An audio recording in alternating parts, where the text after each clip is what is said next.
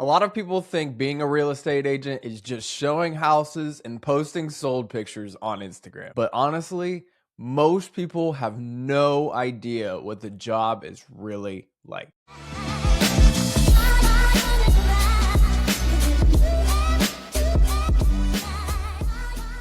Welcome back, guys, to another episode of Closing the Deal. I am one of your hosts, Zach Dixon. And as you can see today, we are doing another solo podcast episode. And again, guys, diving into a little bit about our careers as a whole. Again, guys, this is a follow-up episode on what Sam did last week. Again, if you haven't checked that out, Sam did a solo episode last week talking about what it was like being a loan officer, how to get into the business, how it goes on a day-to-day basis, and what the rewarding factors and all of those things that go into what being a loan officer is actually about. So guys, what we're doing today to follow up on that is doing a episode on what it's like to be a real estate agent. So definitely super excited about this. It's obviously something a little bit different from, some of the content and things that we've brought to you here in 2026, but definitely am excited to dive in today about what it takes to be a real estate agent, what goes into it, and the rewarding aspects of being a real estate agent as a whole. So yeah, guys, really just pulling back the curtain as a whole on what it takes to get licensed, what it's like to become a real estate agent, and what the career really looks like once you get into it. Because from the outside looking in, I think a lot of people have a different maybe perception of what a real estate agent is and what a real estate agent does than what actually goes on, behind the scenes, behind the curtain. So ultimately, that's the biggest goal of today's episode: pull back the curtain. Hopefully, some of you guys are maybe interested in going down this career path, and hopefully, this sheds a little bit of light about what it takes and what all goes into it. So super excited, and let's get into it. So getting started, guys, on our first segment of today's episode, going to be talking a little bit about why people choose to become real estate agents. Guys, I think that there's a multitude of different reasons that people decide that they want to become a real estate agent. I think just first and foremost, people enter the real estate agent career because of, what is being told to them about the freedom, the income potential, and lifestyle expectations up front and foremost. I think that those three things, as you see, looking at just turning HGTV on and watching some of those shows and seeing what real estate agents are portrayed as on those shows, I think those three things are what really stand out to, just a normal person when they're deciding that they want to go into real estate and maybe get their real estate license and become a real estate agent. So kind of, expanding on those ideas a little bit, the income opportunities that do arise with being a real estate agent are very fruitful. They can be very fruitful if you work hard enough. It can be very fruitful in terms of, obviously it is a commission-based career, and that can maybe scare some people off in itself, but ultimately on the other end of the sword, it is a commission-based career. And so there are no limits, there are no ceilings to what you can actually make in this career. Again, if you have a normal 9-to-5 job, you have a salary, that's what you're going to make. Maybe you make a bonus each quarter, each half year, each year. But ultimately, that is what you are going to make. And obviously, with being a real estate agent, it really just bases on how hard you want to work and how much you want to grind. And again, if you are willing to put that work in, there are no caps, there are no ceilings, there are no limits to your earning potential. And I think that really, really appeals to some people when they decide that they want to get started in real estate. Another big aspect is going to be your flexibility, the schedule, being able to kind of make your own schedule. That is a big one, I think, especially for maybe, parents of young children, grandparents that are now maybe semi-retired and want to earn an extra side income. Again, just the flexibility of being able to choose your own schedule, and again, not necessarily being tied to the desk for that normal 9 to 5 job Monday through Friday. Again, it's very, very flexible. When a buyer wants to go see a property at 8 p.m. on a Friday evening, you got to be ready to do that. But that doesn't always necessarily mean that you're going to be working 12 hours a day, 7 days a week. You might just be able to kind of, shift your schedule around a little bit to accommodate that showing on that Friday evening, and then be able to go from there. So again, really just up to you. I shouldn't say that it's ultimately up to your clients and things of that nature as well, but you can be flexible with your schedule around their timeframes that they're ready to look at properties or that they're ready to take those listing appointments on. Another big aspect is going to be, just a love of homes and real estate as a whole. A lot of people, again, going back to the HGTV comparison, a lot of people get started in real estate, I think, by just turning that channel on and watching flipping shows or watching, beachfront bargain hunters. Some of those things are going to be what sparks that interest, what sparks that passion for homes, for real estate as a whole. Some people, again, are going to be born into families that are heavily involved in real estate. Maybe their parents are real estate agents. Maybe their parents are real estate investors. Maybe their grandparents are real estate investors, and are, so you're kind of indoctrinated within real estate to begin with throughout your life. And ultimately, I think that is going to be a big stepping stone on having that love for homes, having that love for real estate as a whole.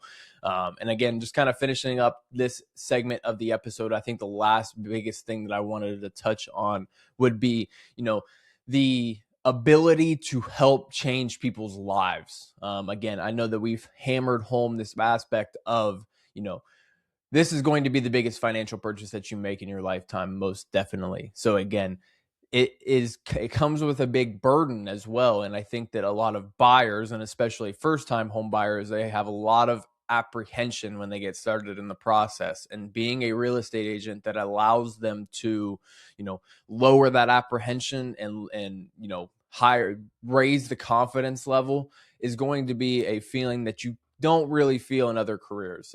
It's a very, very, very rewarding aspect of the career. And I think that's a big point when people decided they want to get into real estate as a whole. So getting started into the next segment of today's episode, going to be talking a little bit about how you actually get licensed as a real estate agent.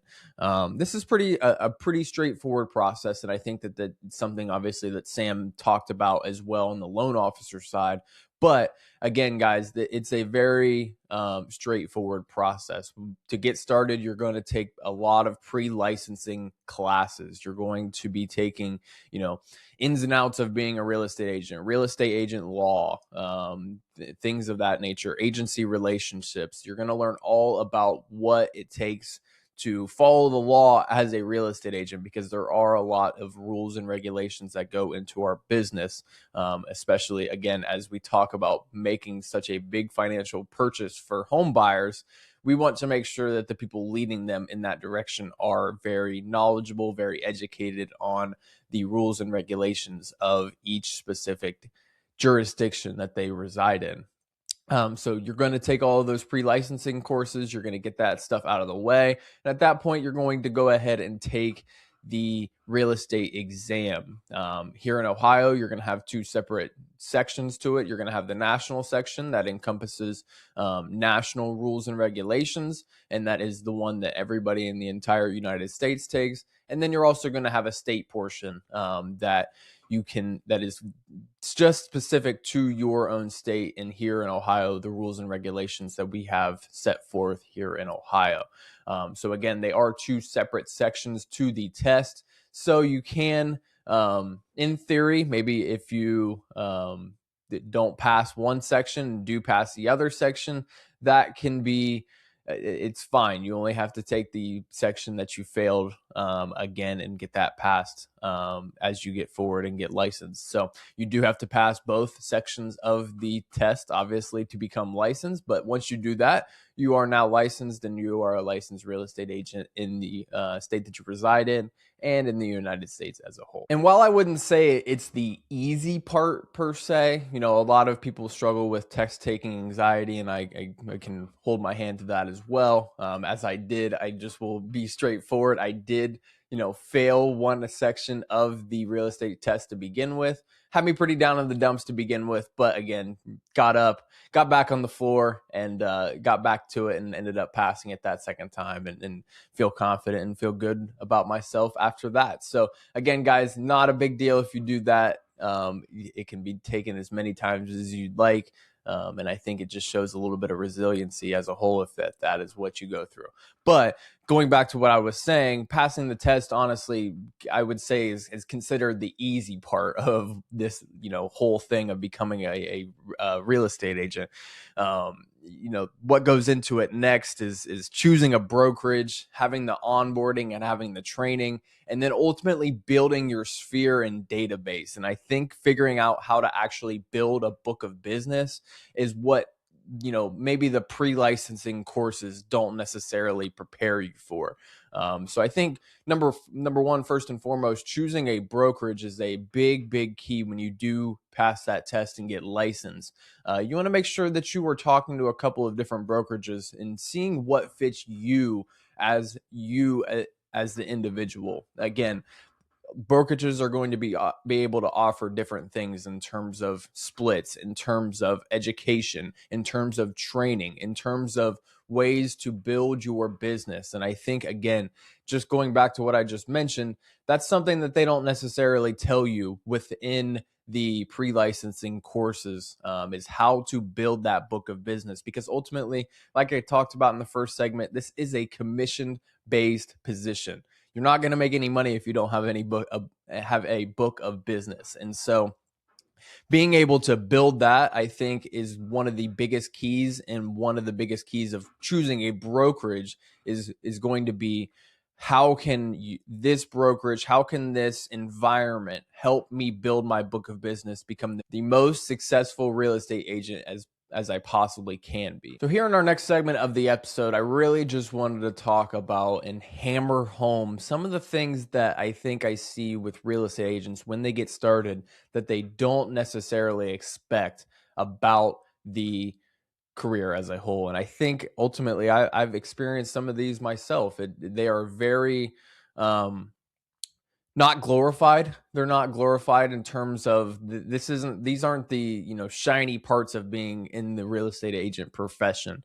These are the things that aren't shown on HGTV. They're not shown on the Instagram posts about the closed houses. They're not shown or talked about in the pre-licensing courses. And so I think it's just, worthwhile to talk about these and shed some light on them, because ultimately, I see a lot of people deal with them, and have ultimately also seen a lot of people get out of the business solely because of the things, some of these things that they've had to deal with. So getting started, obviously, like I just mentioned, commission-based pay may or may not bring inconsistent income. Again, when you have a 9-to-5 job, you have a steady paycheck every single week. You know what you're going to be bringing home, or every 2 weeks. And so, obviously you can budget for that. But ultimately, when you have inconsistent income, you may not have a closing for a month and a half. And now you have to kind of budget that last closing until the next one. And so it's just, it may be inconsistent until you start building that book of business, like I just talked about in the last segment, until you can, obviously make that a consistent income and have consistent closings on a monthly basis, and therefore making that obviously a consistent income. Another one that I talked about in the first segment as well is going to be the nights and weekends work. Again, while it is a flexible schedule and you can choose your schedule, ultimately you are on your client's time frame as well.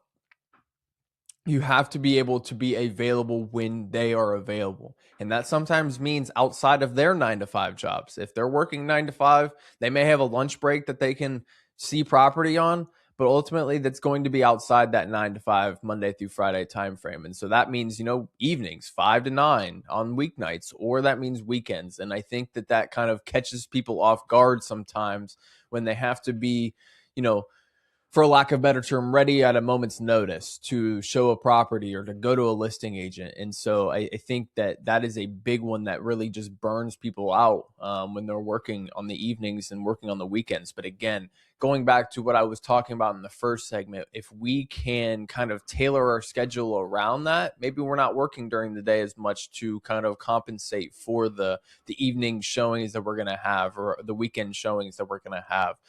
Again, it's just, you have to be constantly available for your clients. And that is a big key in being successful as a real estate agent. And as well is just something that I've seen a lot of people get burned out on. These next few are going to be things that, again, are hit very home to me personally. Again, the rejection of, being told no in all aspects in this career. You're going to be told no a whole lot more than you will be told yes. I can wholeheartedly say that with 100% confidence. You're going to be told no when you're prospecting, looking for clients. You're going to be told no when you make offers. You're going to be told no in terms of even after the acceptance of the contract, things go wrong. You're going to be told no a lot. You're going to hear the word no. And I think just in our society and in our, population as a whole, human beings don't like to be told no. They don't like to hear that word. And it's just, you have to be prepared for that. You have to be ready to handle that at a moment's notice. Again, you have to just be able to take it off, brush it off the side of your back and keep moving and move on. And the next person will say yes, or the next offer will say yes. And if it doesn't, again, just keep moving and the next one will say yes. You have to be able to be resilient when you hear the word no, because it's going to be very prevalent. I can promise you that on all fronts. Again, the next one is going to be emotional clients. Again, as we mentioned already, it's time and time again, clients are allowed to be emotional. They are absolutely allowed to be emotional because, again, this is a large financial purchase.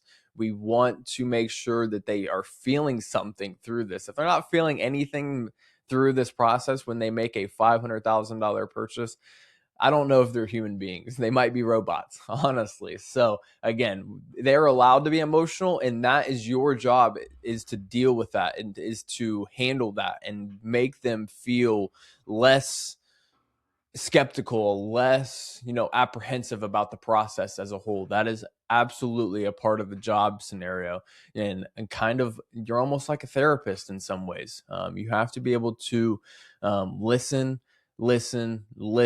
and then provide feedback, provide, reassurance to your clients as a whole. And so to kind of wrap this segment up, just as a, a key line, a key, tie together for everything. You're not necessarily just selling houses or helping buyers buy houses. You're managing emotions, you're managing problems, and you're managing uncertainty constantly.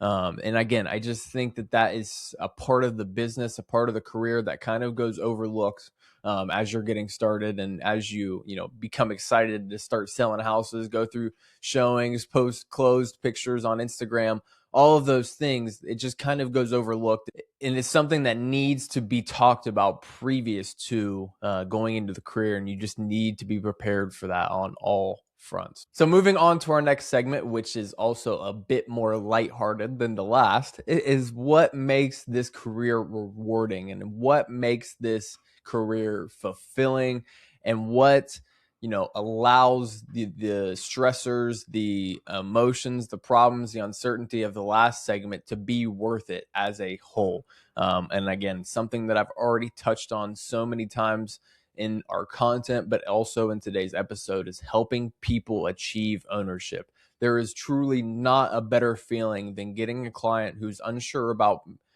buying property, and then ultimately getting them to the closing table and getting those keys in their hand. I can wholeheartedly attest there is nothing like it. Seeing their smile on their face when they get closed and get to that house, take that first picture, step inside. Nothing like it. I can't really put it into words how fulfilling it really is. And that's going to be the most rewarding part about this career. No doubts about it, 100%. Again, the relationships that you're building with these clients, some of these clients you may have previous relationships with, but ultimately some of the clients that you deal with might be the first time you meet them. And then you now have built a long lasting friendship for the rest of your life through your profession, which is also a great, medium between, meeting people. It's just awesome in terms of, building those relationships throughout a long-term period. Again, we talked about it earlier, but flexibility when you earn it, being able to choose your own schedule. And ultimately, when you get to a level of, production, you can, hire lower level agents under you, have a team put together. So now they're taking those weekend and evening showings off of your plate. And now you are truly, truly, truly making your own schedule. Once you earn it, you have that flexibility to do whatever you want.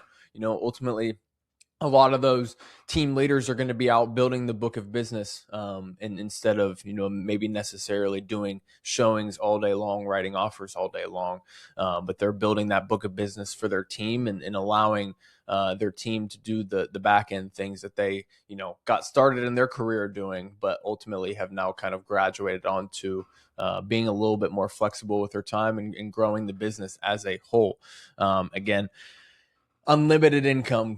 There is no limit. I just want to reiterate, there is absolutely no limit to how much you can make in this career. You can close 10 homes a month. You can close 20 homes a month if you have the correct team around you, around the right processes around you, and the proper work ethic as a whole. There is no limit to what you can make in this career. And I think, again, that is the biggest thing. Just going back to the first segment of today's episode, that's the biggest thing that draws people in to being a real estate agent. But ultimately, as I've talked about, you have to be willing to work for it, grind for it, and do the necessary things to be able to reach that plateau. Ultimately, you're not going to just walk into this business and just start closing 10 homes a month. It's just not going to happen.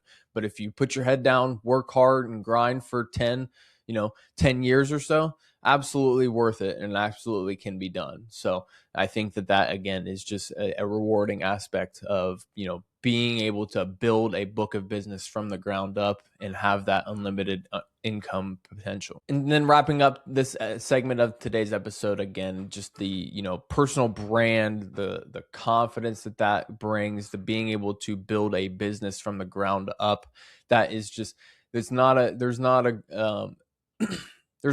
a great feeling being able to build a book of business from the ground up, from nothing. Again, when you get to the end of the road, maybe when you decide to retire, and you spent 20, 30, 40 years in the business, and being able to look back on some of those first years that you were working towards what you have achieved now, again, that I think is what makes it so rewarding at the end of the road there. And wrapping up our episode with the last segment today is going to be about who this career is actually good for.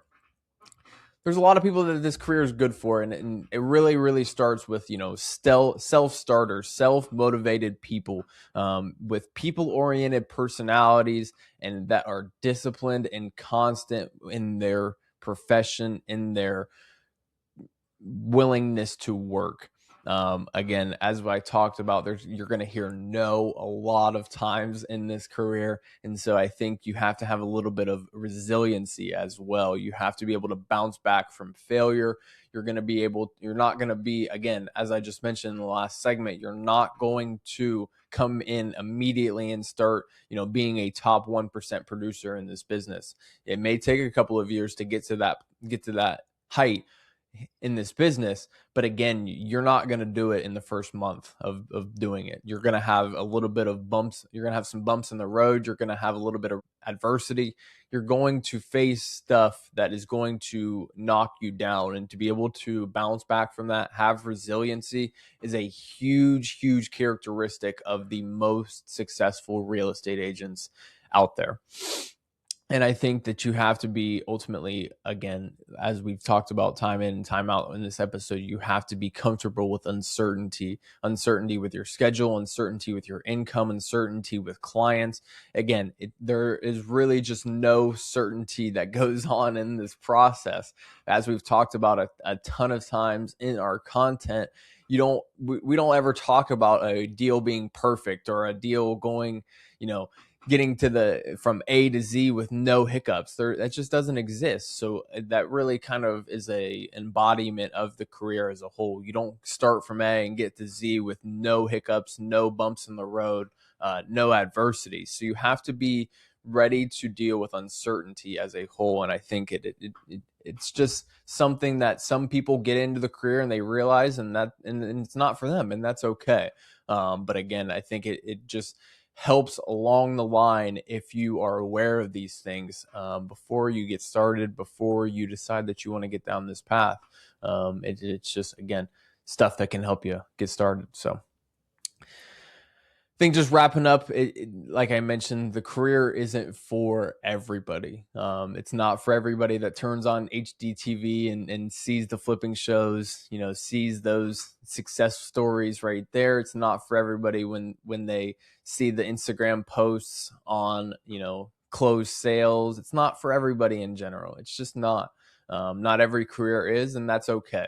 But again, I think that if you're aware of these things before you get started and are aware of what goes into it and are ready to tackle the challenges ahead of you, again, it can be a very, very rewarding career for those who are ready to take the challenge head on. So guys, that is all I have for today's episode, talking about the career of being a real estate agent. Hopefully you guys took a little bit of information and value away from the peeling back of the layers of the onion of the career itself. Obviously what goes into it, how to become licensed, some of the things that people don't expect, what the career is made for, what characteristics really succeed in the career itself. But again, I think that just closing up, it can be a very, very stressful, unpredictable, and demanding career.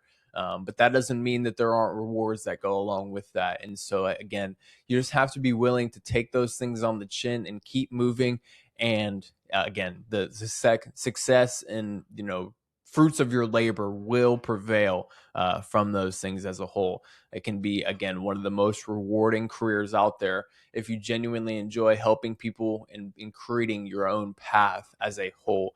And again, that doesn't just mean the income side of things, but really genuinely helping people. They're, again, not a better feeling in the world for getting a first-time home buyer who didn't think that they would be able to qualify or buy a home at all in their life, and ultimately getting them to the closing table, getting the keys in their hand and seeing how much they appreciate that. Again, not a better feeling in the world. So hopefully you guys, again, found some value from today's episode. Just wanted to leave you guys with that point there. Again, just wanted to remind you guys, we do drop episodes every Friday, 12 p.m. Eastern on all of the platforms, Apple Podcasts, Spotify Podcasts, and in video form on YouTube as well. Bring you guys 3 short reels each week as well on the social media platforms, Instagram and Facebook, as well as YouTube. So again, guys, appreciate all of you guys tuning in. Appreciate all of the love and support that we've had on all of the channels and platforms so far. We've really, really, really enjoyed putting together all of this content that we've done. We are now, I think, at 77 episodes out there. So steadily creeping up on 100, which will be a great milestone for us. And we're super excited to again, keep bringing you guys content and making this stuff for you, because again, not a very well-educated topic, well-educated space as a whole, which is, home buying and how we make that happen for home buyers as a whole. So again, hopefully you guys found some value from today's episode. Hopefully I am helping somebody maybe get started on their real estate journey as a real estate agent. So again, guys, appreciate you guys tuning in, and we will see you guys in the next one. Cheers.